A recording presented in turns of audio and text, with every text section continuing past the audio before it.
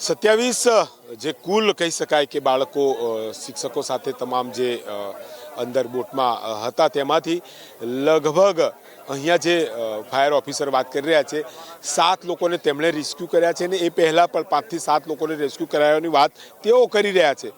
સૌથી મોટી ક્ષતિ એ આવી છે જે બાળક બોટમાં હતો તેને બહાર કરી લેવામાં આવ્યો છે। એ કેવી રીતે આવ્યો તેણે પણ વાત કરી।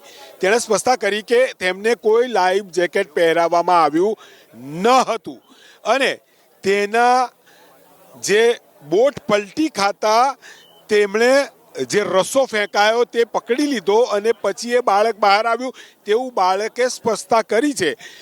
લાઈફ જેકેટ પહેર્યું હતું કે નહીં 2 વાર મેં એને પ્રશ્ન કર્યો બતાવીને કે આ પ્રકારે લાઈફ જેકેટ હોય તમને કંઈ પહેરાવ્યું હતું। એણે સ્પષ્ટતા કરી કે અમને કોઈ લાઈફ જેકેટ પહેરાવવામાં આવ્યું ન હતું। એટલે કે અહીંયાના જે લેક ઝોનના કહી શકાય કોન્ટ્રાક્ટર અને તેમની ટીમની બેદરકારી સામે આવી રહી છે। સૌથી મોટી ખબર એ પણ છે કે એનડીઆરએફની ટીમ પણ અહીંયા ઘટના સ્થળે પહોંચી છે। ફાયર બ્રિગેડના લગભગ 50થી વધુ કર્મચારીઓ અહીંયા દેખાઈ રહ્યા છે। તે રેસ્ક્યુની કામ કરી રહ્યા છે તો સાથે એનડીઆરએફને પણ બોલાવી લેવામાં આવી છે। તે પણ કામમાં અહીંયા જોતરાય છે। હાલ હજુ અંદર કેટલા લોકો છે જે વિદ્યાર્થીઓ શિક્ષકો તેની કોઈ વાત સામે આવી રહી નથી, પરંતુ 27 જેટલા બાળકો એક જ બોટમાં હોવાની વિગત અહીંયા સામે આવી ચૂકી છે અને તેમાંથી લગભગ 7 ફાયર બ્રિગેડે બહાર કાઢ્યા છે અને બીજા 5 જે પહેલા તરવૈયા હતા તેમણે બહાર કાઢ્યા હોવાની વિગત સામે આવી રહી છે। તમામને ખાનગી હોસ્પિટલ ખસેડવામાં આવ્યા છે। ધારાસભ્ય યોગેશ પટેલે વાત કરી હતી કે મૃત્યુનો આંક સામે આવી રહ્યો છે, પરંતુ ઓફિશિયલી અહીંયા જે મૃત્યુનો આંક કહેવાય કે તેની પુષ્ટિ કોઈ અધિકારીએ અહીંયા કરી નથી। સતત રેસ્ક્યુની ટીમ કામ કરી રહી છે।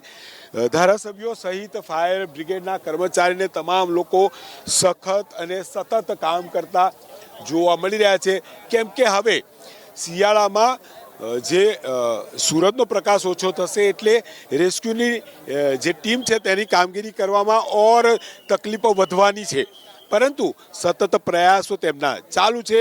ધારાસભ્યો પણ પહોંચી રહ્યા છે અને અહીંયા ધારાસભ્ય શૈલેષ મહેતા પણ પહોંચ્યા છે। આપ જોઈ શકો છો જે બોટ અહીંયા કિનારે છે તે પણ અહીંયા જોવા મળી રહી છે, જે બહાર ખેંચી લાવવામાં આવી હતી।